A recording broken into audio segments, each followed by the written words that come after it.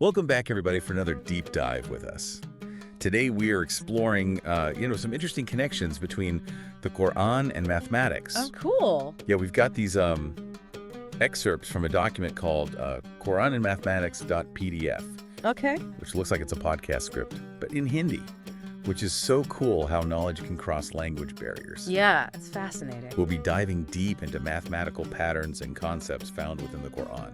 Who knows what kind of insights we might find. Yeah, it's really amazing how these ancient texts can reveal these unexpected links to mathematical principles that we still use today. Right, okay, so one of the first things that jumped out at me was this emphasis on the number 19 in the Quran. Like, for instance, Surah 74.37 mentions 19 angels. Right. And it's not just there, the number appears all over the place, like 114 surahs or chapters in the Quran, which is 19 multiplied by 6. The word Allah appearing 2,698 times, and that's 19 times 142. And Rahman, meaning merciful, appearing 57 times, or 19 times 3. So, I mean, what do you make of this kind of repetition? Well, you know, it's a question that has intrigued scholars for centuries, right? Some people view this as evidence of deliberate design, like a numerical code woven into the very fabric of the Quran. And they argue that the probability of these recurring patterns occurring by chance is astronomically small. Yeah, I mean, but couldn't you also argue that in a text as large as the Quran, I mean, some patterns are bound to just emerge by chance, right? Yeah, no, that's a valid point, and that's one that skeptics often bring up. But the proponents of this divine design theory point to the sheer improbability of certain patterns, like this consistent use of 19. Okay. They've calculated the probability of all 114 surahs being multiples of 19. It's something like 1 in 10 to the power of 18. Oh, wow. To put that in perspective, imagine flipping a coin and getting heads 114 times in a row. Yeah, okay, I can see how those odds would make you think twice Yeah. about dismissing it as pure coincidence. So, okay, so if we entertain the idea that this repetition of 19 is intentional, what could it signify? Like, what are some of the interpretations out there?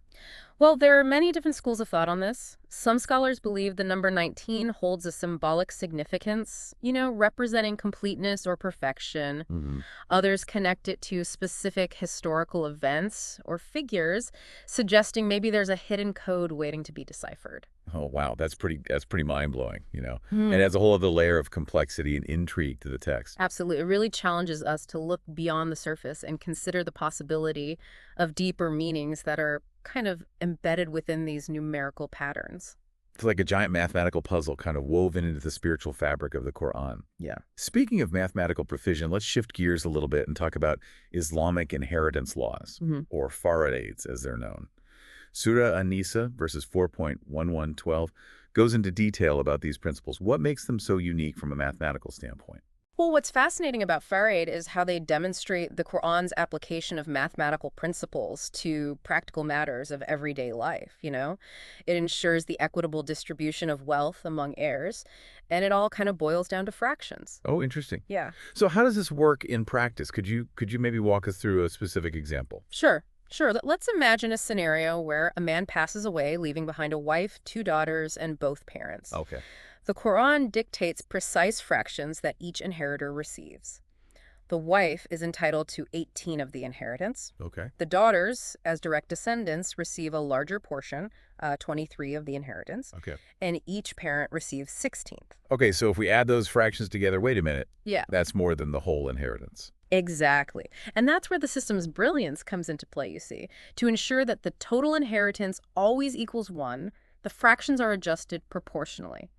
Think of it like a modern-day financial calculation. You have your base amount, and then you're making adjustments to distribute the remaining funds fairly.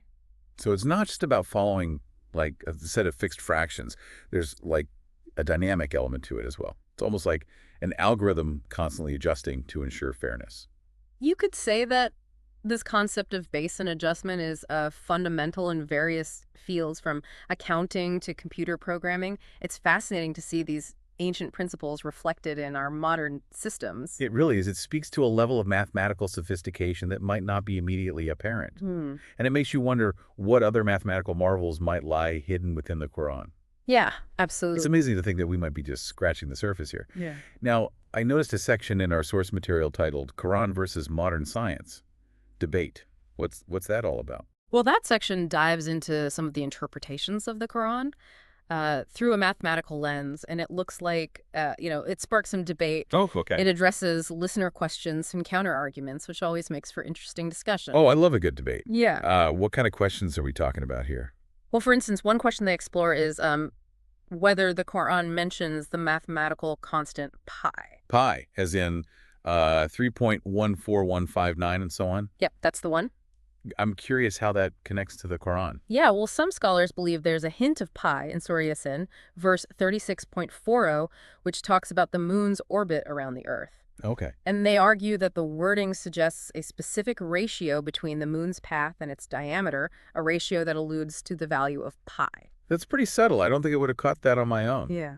Are there other instances where the Quran seems to align with, these modern scientific concepts? Well, they also bring up the concept of zakat, a form of almsgiving in Islam, which is calculated as 2.5% of a Muslim's wealth. Okay, I see where you're going with this. 2.5%, that's a percentage, a mathematical concept. Precisely. So they use the example of 40 grams of gold. Okay. And they say the zakat on that amount would be 1 gram, which equals 2.5%. Right. So they propose that this demonstrates the Quran's awareness of, precise percentage calculations. It makes you wonder if there are other mathematical concepts sort of hidden within these verses just waiting to be discovered. Yeah, absolutely. What else do they discuss in this debate section? Well, they also touch upon the recurring mention of even and odd numbers in the Quran. Like in Surah Al-Fajr, verse 89.3, where it says, and by the even and the odd. What's the mathematical significance there? Well, some interpret this as a reference to the fundamental duality found in nature, a sort of cosmic balance represented by even and odd numbers.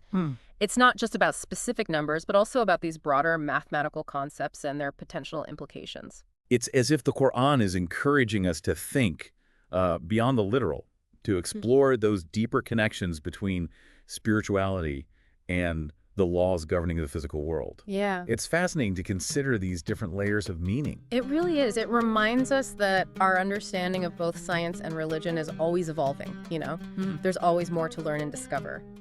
Speaking of things that are fascinating and mind-boggling, we've talked a lot about the probability of these patterns occurring by chance. Can you maybe walk us through how those probabilities are actually calculated? Sure. So let's go back to the example of the number 19, right? The probability of any single surah being a multiple of 19 is 1 in 19. But when you consider all 114 surahs, the probability compounds exponentially. So it's like flipping a coin and getting heads 114 times in a row. The odds of that happening are incredibly small. Exactly. And they calculate the probability of all 114 surahs being multiples of 19 as 1 in 10 to the power of 18. Wow. To put that into perspective, that's a 1 with 18 zeros after it. It's a number so large, it's hard to even comprehend. Yeah. And this sheer improbability is what leads some to believe there must be a deliberate design behind it, a guiding intelligence at play. Okay, that's a pretty compelling argument.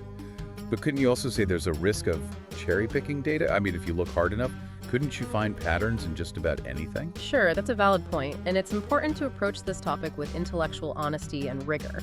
We need to consider all perspectives, examine the methodologies used, and be open to the possibility that there might not be a simple, definitive answer.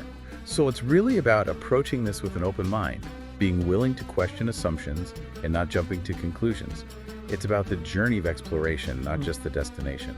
Absolutely. It's about engaging in critical thinking, weighing the evidence, and ultimately forming your own conclusions based on the information presented. And speaking of this incredible journey of exploration, we've covered a lot of ground today.